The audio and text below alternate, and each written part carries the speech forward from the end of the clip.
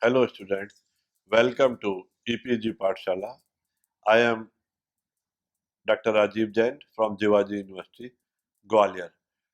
Today we are going to discuss the module on electroanalytical chemistry part 2 under the paper Fundamentals of Analytical Chemistry.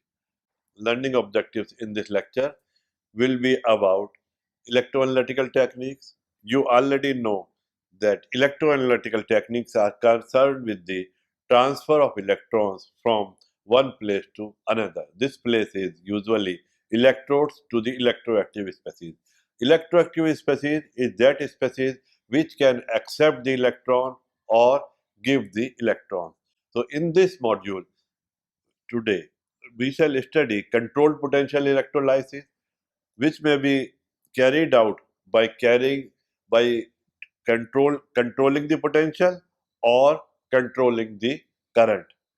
And then we shall study here coulometry, which has number of advantages by by finding out coulombs.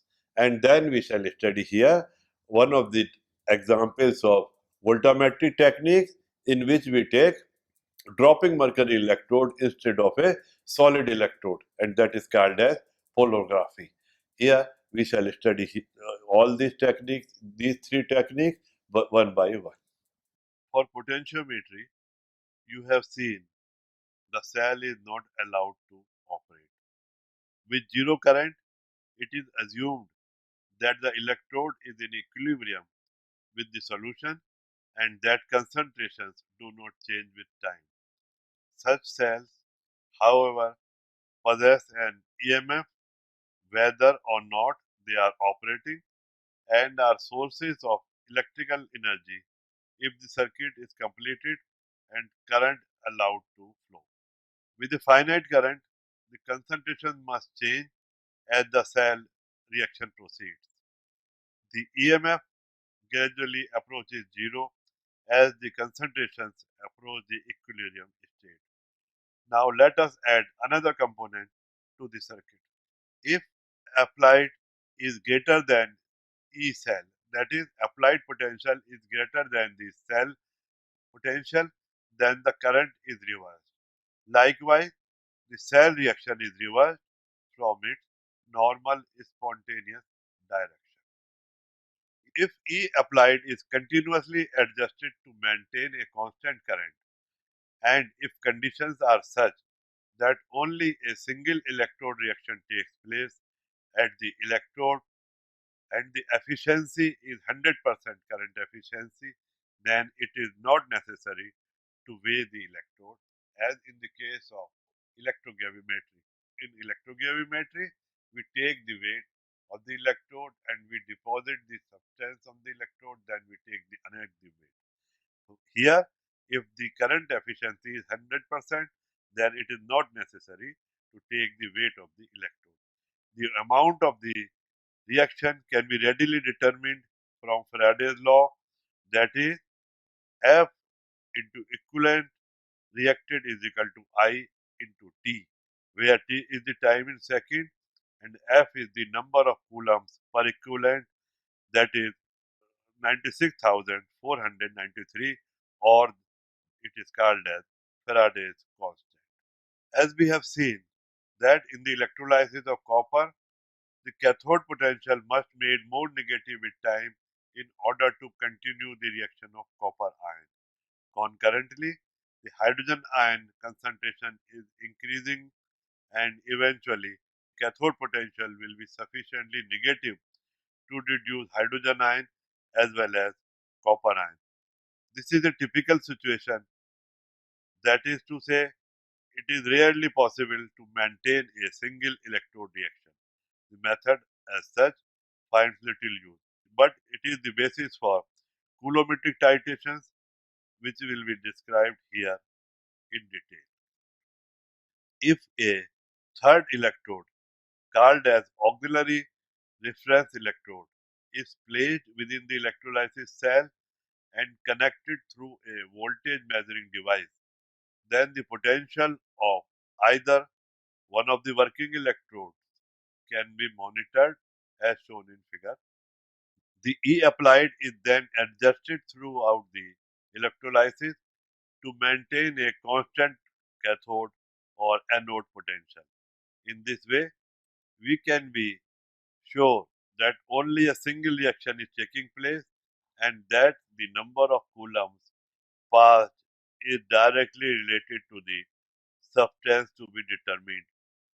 However, the current decreases with time and approaches zero gradually. Therefore, equation 1 must be modified and we obtain after integrating equation 1, equation 2 is obtained. In addition to analytical applications, controlled potential electrolysis is useful in identifying reaction products and the number of electrons taking part in a reaction. The method also serves as a preparative tool. The electrode acts as an oxidant, a reductant with constant known value of anyone desires. Some preparations for which no suitable reagents are available can be easily carried out. In above discussion, we have seen that with controlled cathode or controlled anode potential electrolysis, it is easy to maintain a single electrode reaction or 100% current efficiency. However, the current necessarily decreases with time in a logarithmic fashion so that the area under the curve I versus T must be found by integration. Constant current electrolysis allows an easy determination of coulombs, but since the electrode potential necessarily changes with time, other electrode reactions may occur. Therefore, we cannot maintain 100% current efficiency with respect to the desired reaction. If the current is kept constant, the extent of reaction is directly proportional to the time of electrolysis, but the electrode potential must increase and another reaction will eventually take over. On the other hand, if the potential is kept constant, only the desired reaction will occur, but the rate of reaction will decrease exponentially. The advantages of both these techniques are neatly combined in a secondary coulometric titration. In this method, the substance to be determined is indirectly titrated with a reagent that is electrolytically generated in situ. A typical coulometric titration apparatus includes a titration beaker and two independent circuits as shown in figure 2. The generator circuit requires a source of constant current and a pair of electrodes, one of which generates the titrant and the other of which is separated from the solution by a fritted glass connection. For precision and convenience, the switch controlling the current source also controls a timer. The detector circuit requires a suitable indicator electrode, reference electrode, and potentiometer.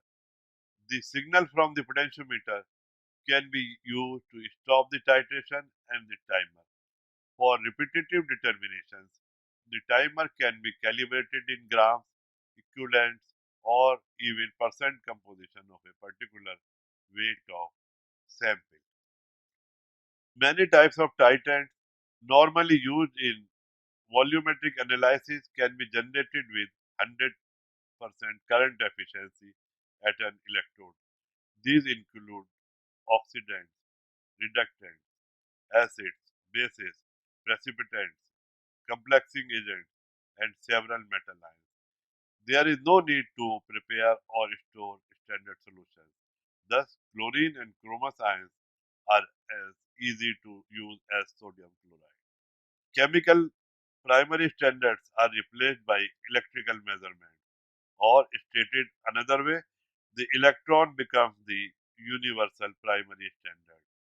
Small currents and short times can be measured accurately. In principle, the accuracy is limited by the uncertainty in the value of the Faraday. In practice, the accuracy is limited by the reproducibility of the endpoint.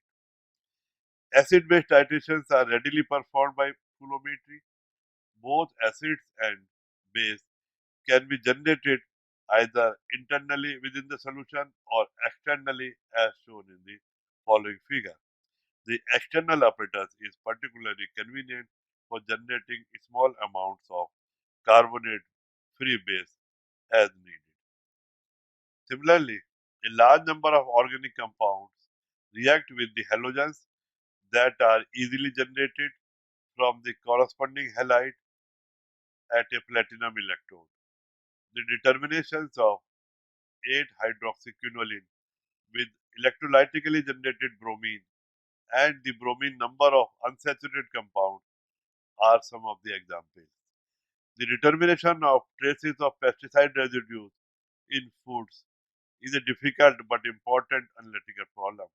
The sensitivity of most analytical methods is not adequate, and even with the best gas chromatographs, an ultra-sensitive specific detector is required.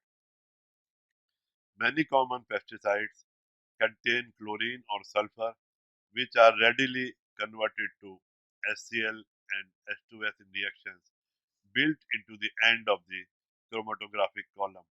After selective absorption of these gases in an electrolytic cell, the coulometric titrator with electrolytic generation of silver ion is an ideal detector for this complicated problem. Some of the advantages of coulometric titrations can be summarized in short as small amounts of substances can be determined accurately. No standard solutions are required.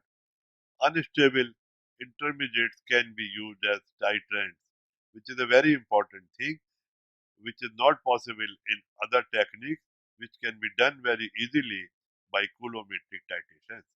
The apparatus required is inexpensive and easily automated. The technique in which one of the working electrode, that is the working electrode or indicator electrode, is replaced by a micro electrode of mercury called as dropping mercury electrode. The technique is known as polarigraphy. It is very early technique. It was given by Hirovisky in 1922, for which he was awarded Nobel Prize in 1959. What is polarigraphy? Any voltammetric technique in which mercury electrode is used is called as polarigraphic technique. It is a group of techniques. It includes pulse polarigraphy, differential pulse polarigraphy, attached polarigraphy, oscillation polarigraphy, different type AC polarigraphy. All polarigraphy techniques are those techniques which contains dropping mercury electrode or hanging mercury dropping electrode or static mercury electrode. They are called as polarigraphic techniques. What happens in these techniques? One of the electrode is reference electrode, which may be calomel electrode, and another electrode is a dropping mercury electrode, which is a polarizable electrode, at which we apply the potential and we observe the change in current. Here, the electroactive species reach the electrode surface by the process of diffusion. It is very important to understand the diffusion. Diffusion process is that when a substance is, when an electroactive species is present in the solution and under the influence, solution structure may be divided into two parts, a bulk solution and a part which is in the close vicinity of the electrode surface. When certain potential is applied, the species which is in close vicinity of the electrode, it gets reduced or oxidized. Now, due to the lesser amount of that species at the electrode surface, some of the substance, some of the analyte get transferred or get diffused from the bulk solution to the electrode surface. Means a concentration gradient is developed and species is diffusing from more concentration to lower concentration or from the bulk of the solution to the surface of the electrode surface means a concentration gradient has established and current gradually increases, and at a certain point there is a limiting value. Why it is limiting value? Because the rate of diffusion is equal to the rate of reduction or rate of oxidation at the electrode surface, and this process is and this is the principle of holography, which is based upon Ilkovic equation given by Ilkovic, that is ID is equal to 607 NC D0 half M2 by 3 T1 by 6, that, and if we take all these things constant, then ID is proportional to concentration. We can find out the concentration of unknown substance by measuring the current. ID is diffusion current because current is directly proportional to the concentration. This all we study in holography. Applications of holography are limited to those species that can be oxidized or reduced at dropping mercury electrode. The potential region is limited in the positive direction by the oxidation of the electrode material itself, that is about zero point 0.4 volt for mercury, and in the negative direction by the reduction of the supporting electrolyte or the solvent, which is about minus 2.0 volt for KCl in water. Or we can say that holography can be applied to each and every substance which can be oxidized or reduced, but it is limited to the positive direction where its potential window is only up to zero point 0.4 volt, because after that electrode itself, that is mercury itself, oxidizes and current adds to the current of the analyte. So one of the limitations of holography, that in positive range or in oxidations or anodically, we cannot study most of the substances. But on the negative side, that is cathodically, we can study most of the substances by holographic techniques. A platinum microelectrode will extend the anodic range to about 1.0 volt, and the use of non-aqueous solvents and organic salts, typically quaternary ammonium salt, as supporting electrolyte, can extend the cathodic range to minus 2.5 volt. But if we take the platinum microelectrode as the anode, then the character of holography changes, then it comes under the category of voltammetry. The optimum concentration range is 10 raised to power minus 2 to 10 raised to power 5 molar solution. The upper limit is set by the need for a 100-fold excess of supporting electrolyte, and the lower limit is set by the magnitude of the residual current, which should not exceed the diffusion current. A special instrumentation is available to compensate for the residual current and allow determinations as low as 10 raised to power minus 7 molar solutions. Most of the metal ions and many inorganic anions are readily determined alone or in mixtures. Several classes of organic compounds can be easily determined by polographic techniques.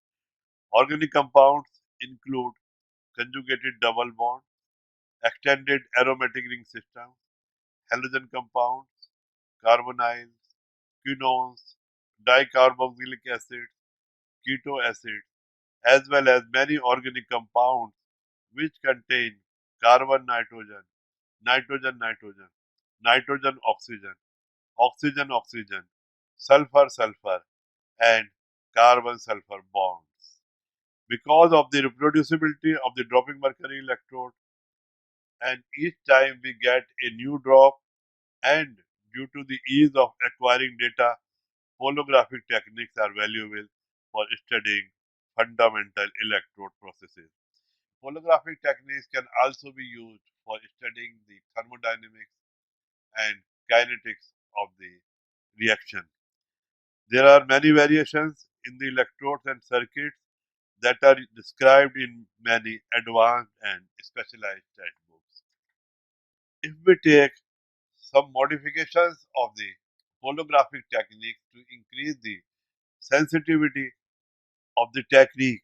We may consider a complete pologram which may be obtained during the lifetime of a single drop by making a rapid scan of the applied voltage scan using an electronic ramp generator. The peak shapes are distorted from the usual waves because the diffusion process is unable to supply reducible material to the electrode surface to satisfy the rapidly increasing potential. So, in case of another modification, which is known as differential or pulse polographic, normal pulse polographic technique, and differential pulse polographic technique, where we apply the pulse of the potential. In case of polography, we apply potential throughout the life of the drop. But in pulse polography, for increasing the sensitivity of the technique, we apply a pulse of the potential so that the residual current decreases and the sensitivity increases, and we can measure it. In case of differential pulse polography, sensitivity increases up to 10 raised to power minus 8 molar solutions.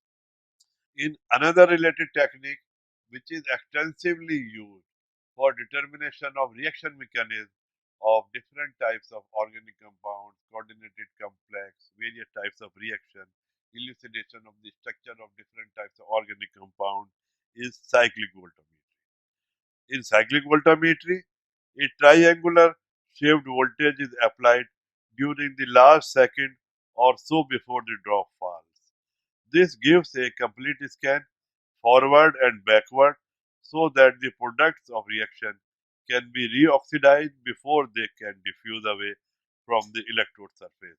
Thus, a convenient way of studying the degree of reversibility of electrode reactions. The slowly increasing ramp voltage can be modulated by superimposing a small alternating potential of a few millivolts. This leads to an AC component of the current that reaches a maximum at the halfway potential. AC polography makes it easier to resolve overlapping waves. In order to eliminate the effect of the residual current, the ramp voltage may be modulated with a small square wave. During each pulse, the residual current dies out quickly and the current is measured only at the end of the pulse.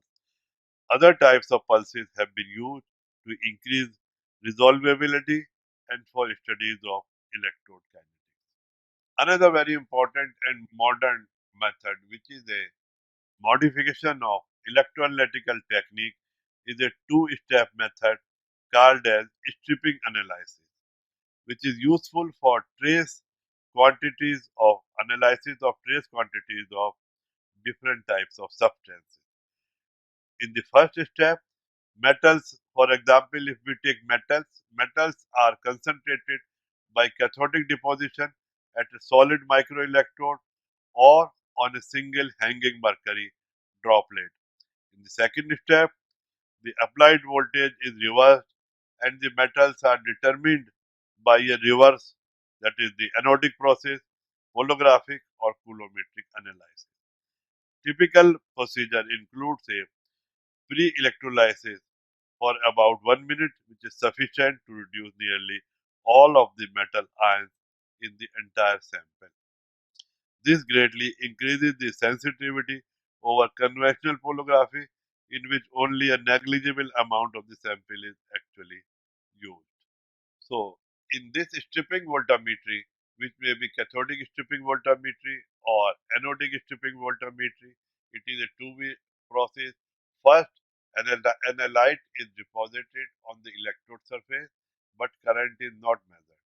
In the second step, the analyte is stripped off from the electrode surface and it goes to the solution and current is measured.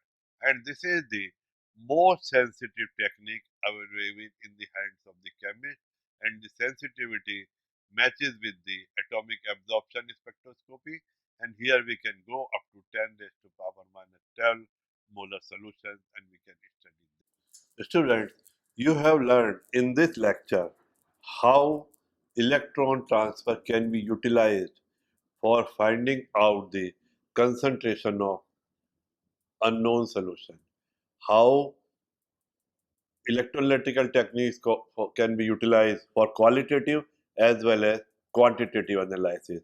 What is qualitative parameter of analysis in electrolytical techniques? It is potential. It may be halfway potential as in polography, or E as in control potential electrolysis, coulometry, Q. So amount of current we measure. So it is the potential means what is the energy parameter in electroanalytical technique is the potential. So potential is the qualitative parameter of analysis, means by finding out the potential of unknown substance, we can identify that substance. By a single experiment, as you have seen here, we can identify 3 or 4 substances by a single experiment. We can identify, for example, copper, cadmium, nickel, zinc by a single experiment simultaneously, qualitatively, as well as quantitatively. What is the quantitative parameter of analysis? In electrochemical techniques, in polography, in voltammetry, it is current. The current with concentration, current increases and it is directly proportional to the concentration of the substance. By plotting a calibration curve, we may find out the concentration of unknown substance. In another technique which you studied is controlled potential electrolysis, means or controlled electrolysis, which may be carried out at controlled potential, at constant potential, or at constant current, and that can be utilized for finding out number of electrons involved in the electrode process, for finding out for identifying the end product, we may use controlled potential electrolysis or controlled current electrolysis.